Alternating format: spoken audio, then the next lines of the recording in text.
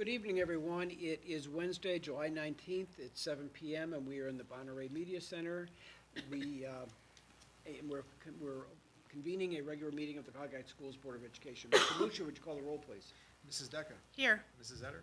Here. Ms. Prouse. Here. Mr. Dobbins. Here, 4 present, 1 absent. On behalf of the board, I'd like to welcome all students, staff, parents, and interested community members to tonight's Board of Education meeting. The board values and encourages public comment on education issues. Anyone having interest in the actions of the board may participate during the public comments portion of this meeting. Please identify yourself on the board sign-in sheet. A copy of the board meeting agenda is available to review on our school district's website. Please silence your cell phones during the meeting, and would you join me in reciting the Pledge of Allegiance, please? I pledge allegiance To the flag of the United States of America and to the republic for which it stands, one nation, under God, indivisible, with liberty and justice for all. So may I have a motion to approve this evening's agenda, please? So moved. Ms. Decker moves, I'll second. Mr. Muccio or Mr. Young, any additions, changes, edits? We're good? Okay, so with that background, can we move to a roll call vote then, please? Mrs. Decker. Aye. Mr. Dobbins. Aye. Mrs. Etter. Aye. Ms. Prouse. Motion passes 4-0. Moving on to agenda item 3, comments from the public. I don't believe we have any public comments this evening, so we'll move on to agenda item number 4, treasurer's business. Mr. Muccio, please. Thank you, Mr. Dobbins. Just a number of items for approval tonight. I would ask for item 4A, 5A through 5E for approval tonight in the consent agenda. Okay, so may I have a motion to approve the treasurer's consent agenda items, please? So moved. Ms.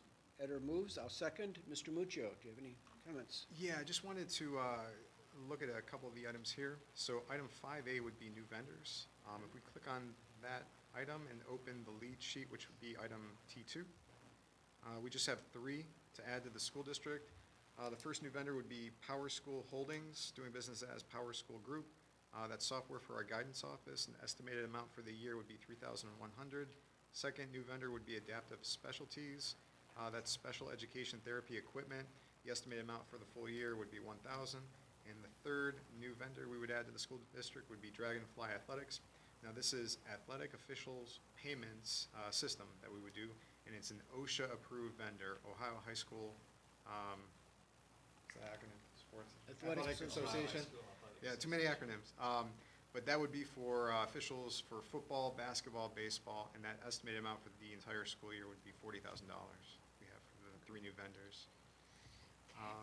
The second item would be purchase orders over $5,000. And if we click on that item and open T3, we have about 10 for approval 9. The first one would be Buckeye Surface Maintenance, and that's for our district parking lot repairs and seal coating at a cost of $20,881. Second one is HDC, and that's for district automation service, which would be lighting. Now, we signed a Board of Education approved 3-year agreement back in 2021, so I believe this is the last year for it, and that's $9,000. Number 3 would be Waste Management of Ohio. That's a blanket purchase order for fiscal '24 for district trash services, and we board approved an agreement 3 years ago, also in 2021, and that cost is $7,144.80. Number 4 is Stanley Convergent Security.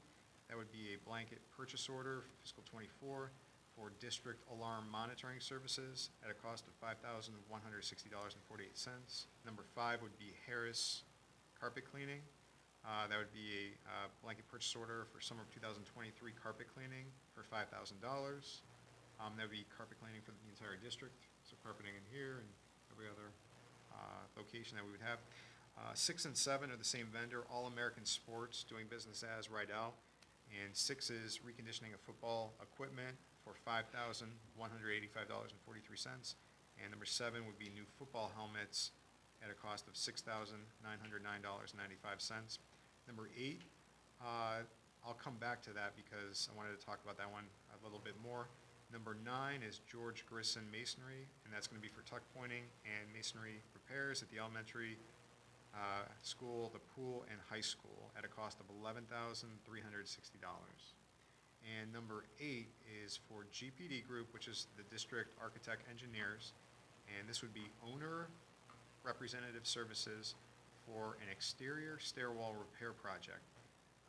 And let's open that item. So if we close out of here, and that item is T3H. So if we open that, so this is 13 pages, and if we make it a little bigger, zoom in, we can see that the requisition is made out for $16,050, and that's the first page. And if we go down to the second page, we see quote sheet, and these would be the district architect engineering firm. And the third page has their description of it. So the cost is, we can run down, but it's $15,750 for all of their initial work, and then they would have reimbursable expenses added on. Now, all of their initial work would be structural, mechanical, electrical, and architectural services, bidding, and construction review. And what this project is it would be their supervision to monitor fixing the exterior stairwell down in that direction by the pool area. And we have pictures in slides 7 through 13, if we were to look. And we can see that that wall has some pretty severe cracking in it. Matt, I don't know if you want to jump in and kind of talk about, what you've seen with that wall. Yeah, this was shown on our facilities tour through the BEST committee. It's located right outside of this facility right here. It heads down to the football stadium, covered in a rubber matting. And they believe that over time, water has found its way underneath that rubber matting, and through the freeze, the thaw, over several years has caused that particular wall to start to bow. You can see the one picture, it's got a 1.2 degree differential from level. They also told us this is in no way related to conversations around the Hill study. So this is an independent, just an additional problem. Has nothing to do with swimming pool, has nothing to do with the hillside or anything else. It's a standalone problem to that structure that needs some attention sooner than later. And back to page 3, where they kind of have the recap project description. They talk about, in reviewing the existing drawings, it does not appear that the original wall was designed to carry backfill, which it currently does after the stairs were installed. So there seems to be kind of, as Matt was describing, fast issue here where we want to fix this project instead of letting it linger. And the last sentence in that second paragraph in the project description talks about the estimated cost for the construction work will be approximately $55,000 to $80,000. So if we approve the $16,000 some dollars tonight for GPD Group, that's in addition to what they're estimating. So we're ballparking approximately $100,000, maybe less, for the work to fix this wall that we would have out there. So the commitment by approving the $16,000 leads us to doing the full project, which we're talking approximately less than $100,000 for that stairwell fix that we have located in that. So area. sorry, the 16,000 is for what then? Yeah, the $16,000 will be for the owner's representative services. So they're going to look at the construction documents for structural, mechanical, electrical, and architectural aspects, as well as bidding, because we're going to have to bid the project out because it's estimated to be over $50,000, and construction. So they're going to monitor the construction that's going to take place to make sure it's to So for specs. oversight. Yep, to overview the, Construction right, manager. right. But I just wanted to point that out as we go. If I close out of here, the next item that we have would be. Mr. Muccio, if I could Yes. ask one other follow-up Absolutely. question. Has GPD indicated what the overall timeline might be from, if the board would approve this tonight? Drawings, I think they said would take about a month or so, and then any idea when they might be seeking bids to have this project completed? Right, I don't know that answer off the Okay. top of my head, but they would work, I would think, as fast as, they possibly could. Seems to be in a non-student area, that is, it doesn't seem to be in a classroom setting, so maybe they could do it during school, but I'm just Well, what would affect guessing. football games, maybe that You'd have to entrance? shut off that entrance to the various football it gets approved tonight, I'll reach out to Jason Nolde, who's been our primary point of contact, and I'll get an answer. I think I read 2 months in one of the documents, maybe. That sticks out in my mind. That would also maybe affect swim team, maybe, in October, if it lingers that long. I had a question before we leave the purchase orders. The Sure. one involving the parking and ceiling. Sure. It seems like we see this at least once a year. Is this like a continuing contract that we have? And like it is like with the roof, where we have certain sections that are getting done at certain times? Right, not a contract per se, but if we were to go click on that item, so it's item T3A. So if we click on that, we actually quoted out 3 different vendors to perform this work. So Okay. it's, going through the parking lot, resurfacing certain areas. So we contacted Vasco, Buckeye Surface Maintenance, and Surface Engineering. Okay. We can see that we didn't receive a quote from Vasco. We Right. did get a quote from Buckeye Surface Maintenance, and Surface Engineering refused to estimate for us because they feel that they cannot compete with Buckeye Surface Maintenance pricing. So this is kind of a year by year, and we go to different areas, but we have no overall contract with any So no vendor. ongoing contract, even though I know last summer there was another one like this. It's just a large amount of money, but I understand that, just like the roof, it's one of those things that we gotta have to kind of piecemeal and do, even though it is a lot of money each time you do it. Mhm. Yeah. Okay, and I realized because of the high amount, I knew that there would have to be bids. And this isn't one that goes along with any of the, like the state overseeing bids. This is separate. Correct, because it's Yeah. not over the threshold of 50,000 that we Okay. wouldn't have to look, so, Okay. to meet that requirement. Our next item, 5C. So this is a grant, so it's fiscal '24 IDEA, Early Childhood Special Education. Before, for this grant, we used to have it run through the ESC of Northeast Ohio, and it would be on their books, and we would bill them to kind of have it be managed in that fashion. But we just felt it was easier for us to receive the money, manage it ourselves. And they offered that service because we were one of the essentially founding members that they have for the ESC. And, it's just easier, I think, on everyone for all of us to, pull it back and manage it through ourselves. So that's the grant that we have in this item right here. Item 5D, this is an approval for a contract with Northwest Group Services. Now, this is provided at no cost. I'll read the motion. So motion to approve an agreement with Northwest Group Services to provide at no cost for members of Suburban Health Consortium electronic benefit enrollment, COBRA administration, and benefit administration services as found in the attachment. More specifically, the primary aspect of this service provides one software portal to enter, change or delete health insurance enrollment information, so medical, drug, dental, vision. This service is offered for free to all Suburban Health Consortium members and is paid for by the consortium. So this is a great tool for free that some member schools have been using for a couple of years. So we're not going in first year with this. But if I were new to the district and I wanted to enroll, there's one portal that would take all my information and have me registered for medical, prescription drug, dental, and vision, instead of me going into each one of those portals and, having to put family or single status for myself. Also, too, if we have, open enrollment period for benefits, it automatically, correctly applies, if I have any new benefits, people that would hop onto my insurance as well, any new births with children. So it's a great portal that just eliminates, any type of errors that potentially could happen, and it's more efficient. And it's at no cost and free, so, it sounds great. Then and now, we just have 2 tonight. We have Edlio, that's our website annual cost, and we have Power School, that's career and college software. And those are the items I have for approval tonight. Very good. If there are no other questions or comments for Mr. Muccio, let's move to a roll call vote, please. Mrs. Etter, Aye.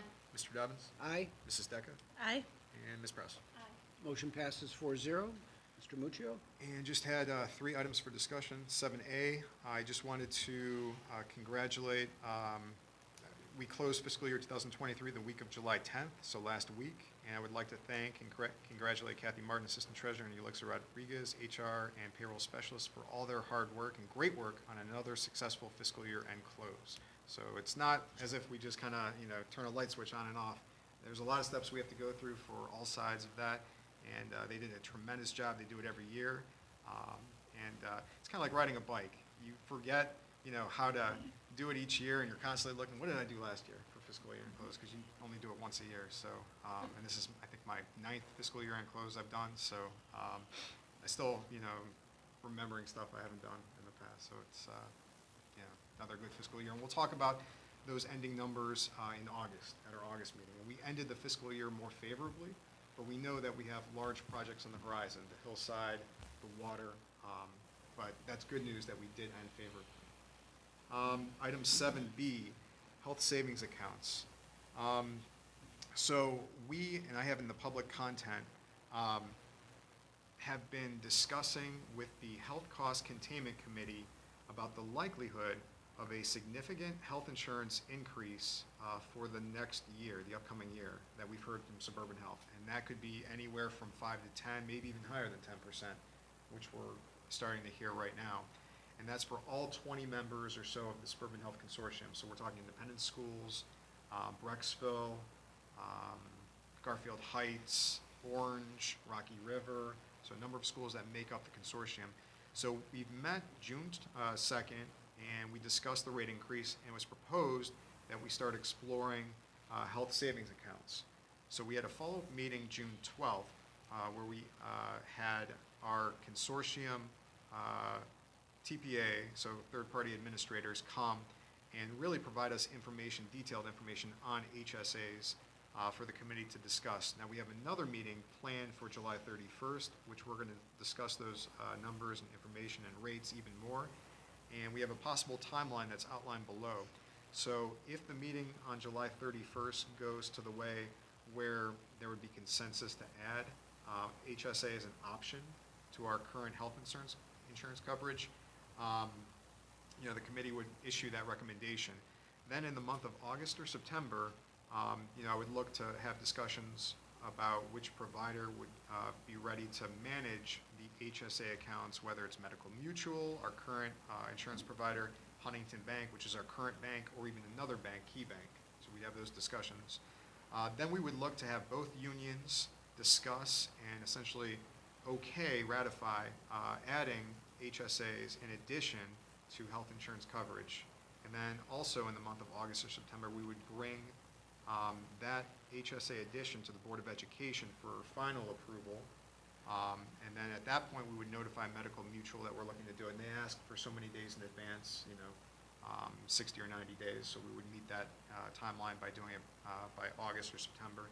And then October, November, we would have a workshop to educate staff regarding HSAs, all those different, items that would pop up from that. December would be open enrollment for HSAs, and then we'd hit the ground running for calendar year 2024 for it beginning. So that's a rough timeline with where we're at, and we'll see how it goes from that Health Cost Containment Committee meeting that we have. And item 7C would be the levy resolution. So on Monday of this past week, I hand-delivered to the Cuyahoga County Board of Elections our two resolutions, the resolution of necessity and the resolution to proceed, along with the levy certificates from the Cuyahoga County Budget Commission. And I have that attached filing receipt right there. Now, that's just the initial type-up of the ballot language, and the Board of Elections was going to review all of the items and issue a more put-together ballot language for us to take a look at. And once I receive that, I'll pass that out for everybody to see. So. And that's all I have for tonight. Okay. Thank you very much, Mr. Mucho. Any other questions for Mr. Mucho? No, but just thank you to your entire staff, you included, for doing the hard work on the end of year. Appreciate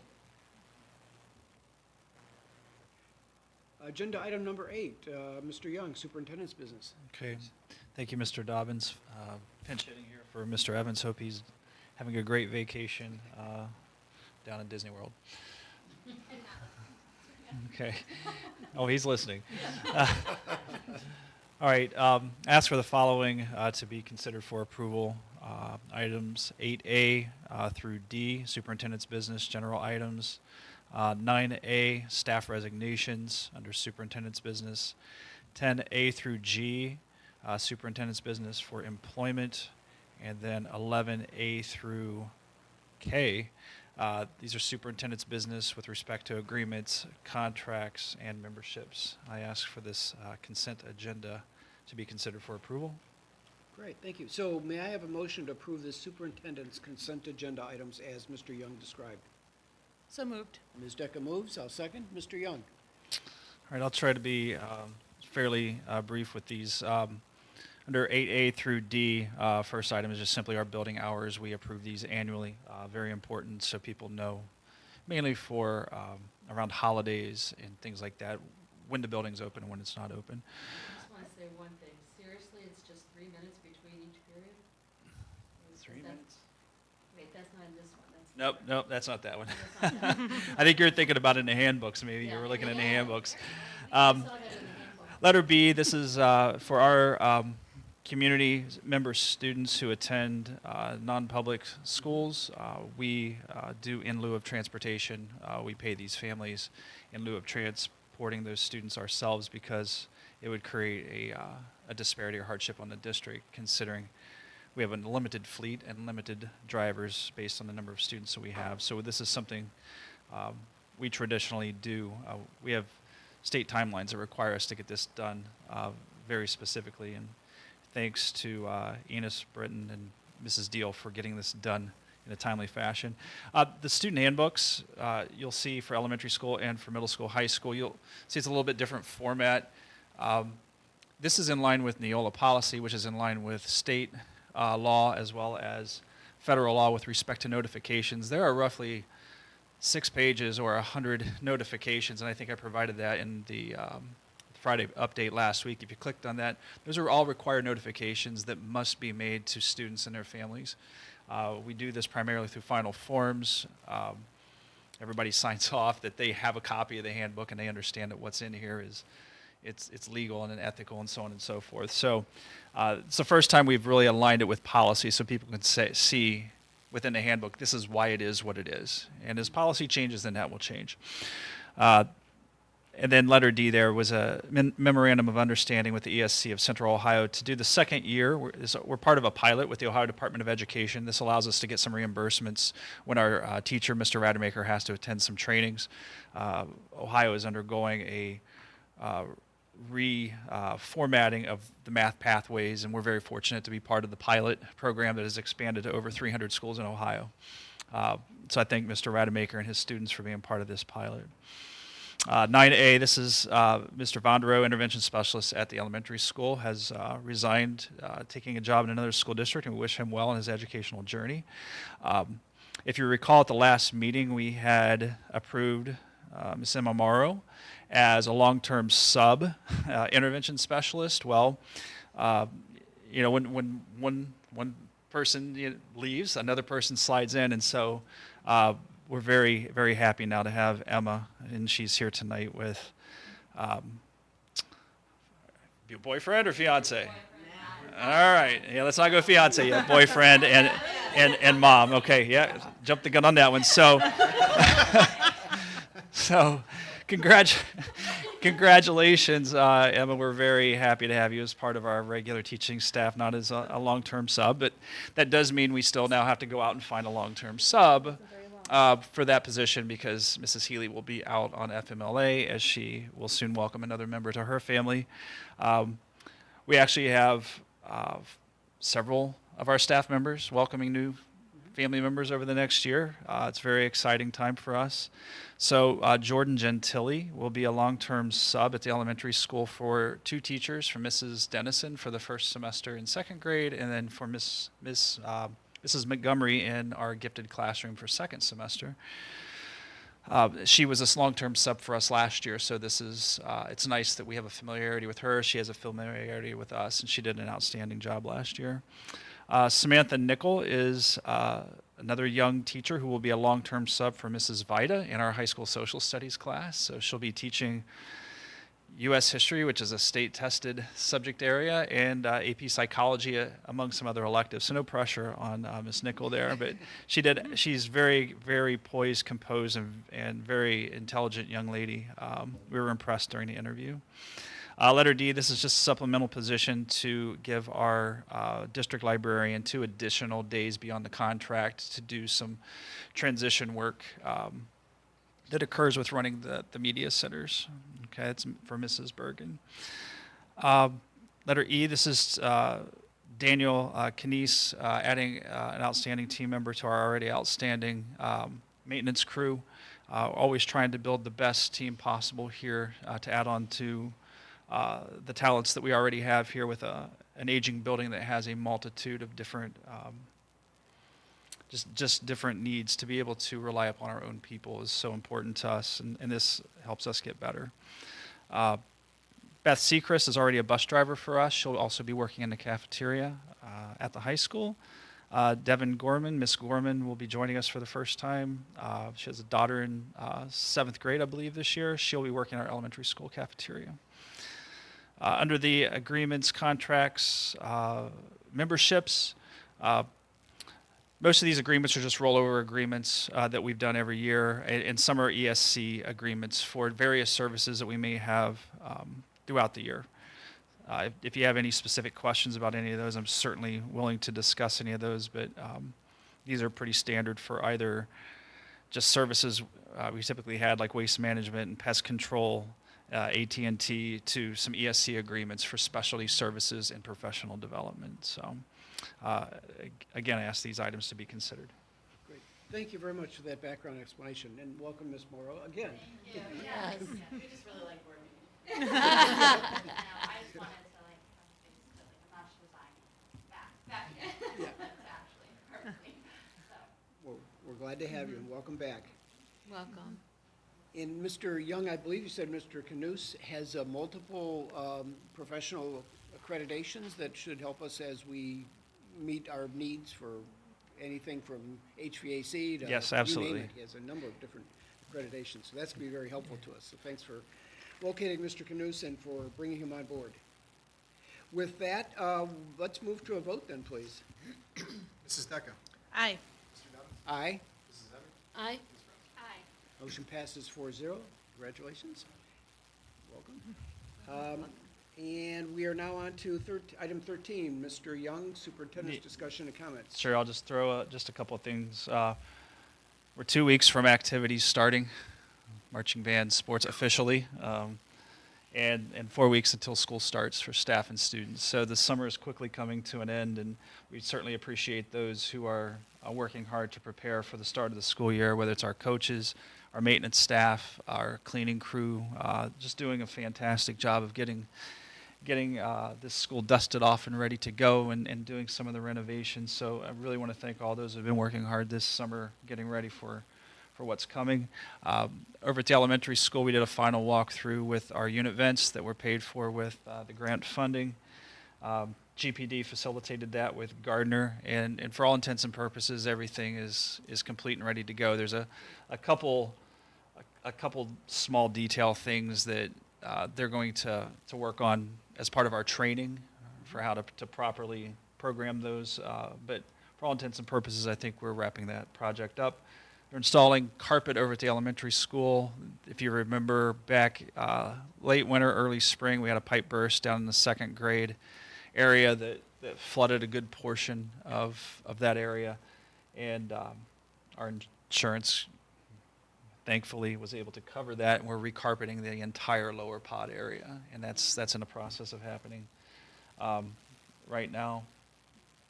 And then I just want to mention, Mr. Evans' letter he sent to the community. I appreciate him doing that. That's, largely in response to some of the things that came through the budget bill and the increase in the universal voucher system, and it's just important to know and thank a lot of people. Mr. Martin helped with that.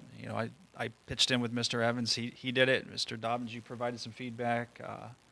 Margaret Bierman, our PR specialist, helped with that too. But to sit there and say, you know what, we feel that we're not perfect. Nobody's ever going to say we're perfect. We do feel we're the best version of ourselves and the best option for our students. If that's the choice of the families, it's an outstanding choice to make. And we provided a lot of important data to say, if you're doing it because of, certain religious reasons, that's fantastic. If you're doing it strictly on academics, you're not beating us. If you're doing it based on participation, you're not beating us. Because nowhere can you go where there's no pay to play, there's no cutting in activities. We have a teaching staff and a support staff that immerse themselves in what's best for kids, and the results speak for themselves. I'm in the process of verifying next year's state report card, and we have blown what we did last year away, and we were already a 5-star district last year. We're only solidifying ourselves as that, so I appreciate him being the cheerleader that we need him to be, but also to be proactive, because we know that the recruiting season has already started with our non-charter and public schools, and if it's a competition, we're ready to step up and compete, and we will compete as well as anybody. So I thank him for doing that. So I'm gonna get off my soapbox now. And Have you seen any fallout yet in regards No, to we've had changes in the vouchering system? so far, no, we've had excellent feedback from those that have provided feedback to us about the letter that went out. The main question is will that voucher program apply to us? And the answer is no. It's not for public. It's not to go to a public school. It's strictly to use public funds to go to private education, over $1 billion in the next 2 years. So, that's the decision that was made. Whether you agree with it or not, it's time to compete. And if it's a competition, we will absolutely compete among the best. I'm pretty confident in what our students, our staff, and our community will do. Thank you, Mr. Young. And I will say, just on behalf of elected officials in the community, he's been a longtime resident of Brooklyn Heights, and I grew up in this area, and I very much appreciate and value the schools and that competitiveness, or that interest in getting the most out of our students and allowing them to achieve their potential. So as long as we keep doing that, I don't fear any other outside factors. But that was distressing to see what the legislature did, in my opinion. So thank you. Do you have any other items this evening, Mr. Young? No, I do not. Okay, well, with that, then I'm going to move on to board business, which would be item number 14. And there is just one item for the board to consider and approve tonight, perhaps. And that would be a motion. I'm going to make a motion to approve the superintendent's request for membership with the Greater Cleveland School Superintendents Association for the 2023-24 school year at a cost of $150. I made the motion. May I have a second, please? Second? Ms. Etter seconds. Is there any discussion? Mr. Young, do you have anything to add to that? No. Okay, well, then let's move to a roll call vote. Mr. Dobbins. Aye. Mrs. Etter. Aye. Mrs. Decker. Aye. Ms. Prowse. Aye. Motion passes 4-0. We are now moving on to agenda item 16. Does anyone on the board have anything to contribute this evening or want to share with the board, public? Okay, hearing none. Item 17, future agenda items. Is there any future agenda items? Still waiting for the update from GPD, right? On, All the hillside and the water. Oh, And I know the water, not there was a note today that they turned off the water. All right, so yeah, I can. So we met. Was it last week? 2 weeks ago. We met with GPD 2 weeks ago, and we looked at the various challenges that are ahead of us with respect to whether it's a hillside or swimming pool or the ancillary gym or the wall that's down here on the side. So we looked at all those things, and it's about prioritizing. And right now, the highest priority is trying to figure out the water problem. We haven't had much luck with the city, so we did use somebody locally. We were going to shut the water off today. That didn't happen. Not really sure, exactly why, but we made progress yesterday. When we use the snake with the camera, and we go into one of the pipes and we see water is coming in the direction from the swimming pool, but the swimming pool has no water in it. But we do know water is continuously running in one of those storm basins down there. So the goal now is to go in, shut off the water here at the street, and see if, we talk about this parking lot. Mm-hmm. One of the reasons why the parking lot continually needs to be resurfaced is there's potentially water moving underneath that parking lot that's causing it to bow, crack, and separate. So we have to patch that annually. Well, that's kind of where our first real hard look is going to be. And so if we can figure out ourselves where the water is, then we have a direction to go. If we don't find it there, then we're going to continue to, I know Mr. Evans reached out to Mr. Britton to get some advice on his recommendation for legally tackling the water problem. But as Mrs. Decker brought up back in the spring at a BEST committee meeting, until we solve the water problem, you're not going to be able to fix the hill properly, because water will always find a way. So you're going to fix one part only to have it go in a different direction. You're not going to be able to, secure the pool until you fix the hill, and you're not going to be able to, continue to do the renovations we need to do until the priority, which is the water issue, is solved. And that's our biggest priority right now, is to figure out where the water is, because it's coming from somewhere.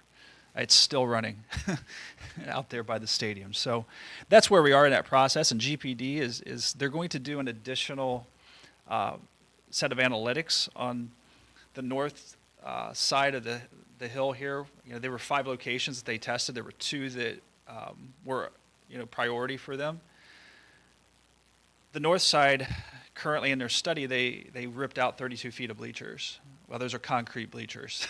All right, not so easy to do and not so easy to replace. And so we've asked them to run the study to see, without ripping out the bleachers, what the safety factor would come up to, and whether that would fall into a safe zone without needing to demolish the bleachers. Because again, we're talking about something that can only occur in the summertime, something that's going to have some type of interference with, whether it's parking or athletic training and events and possible seating in the bleachers. So we want to make sure that we know exactly what we're dealing with the problem, and that's something that we're actively working on. So, and we'll continue to keep you updated on that, and we certainly need to get GPD out here to continue to provide the Board of Education and the public through a presentation exactly what we're paying them to do, right?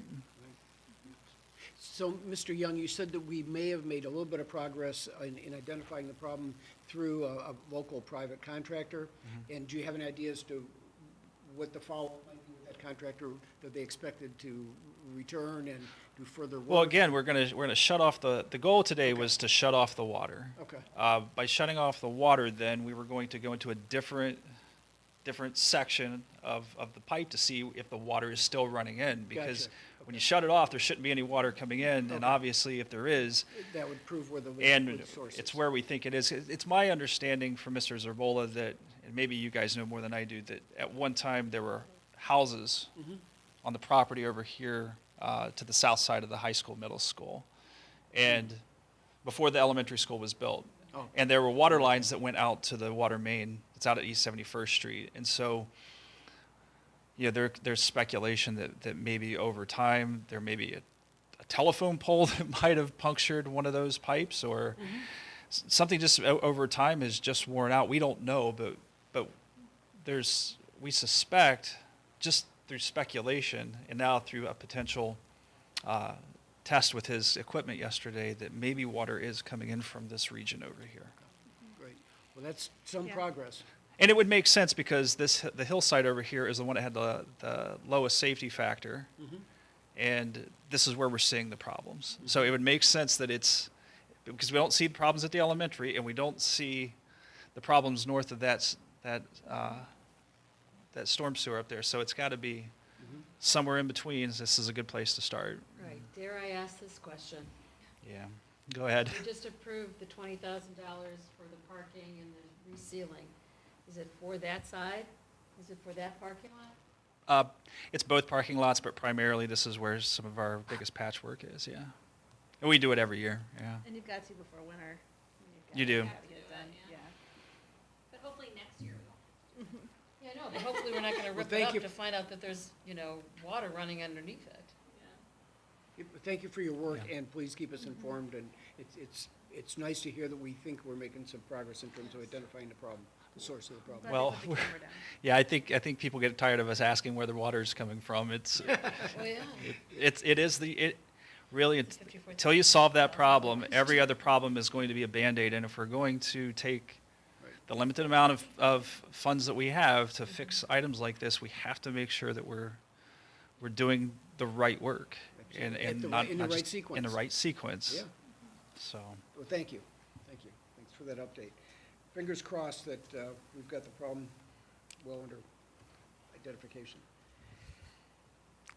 So, if there's nothing else then, we can move to upcoming board meetings. Wednesday, August 9th, 2023, a work session at 6 PM.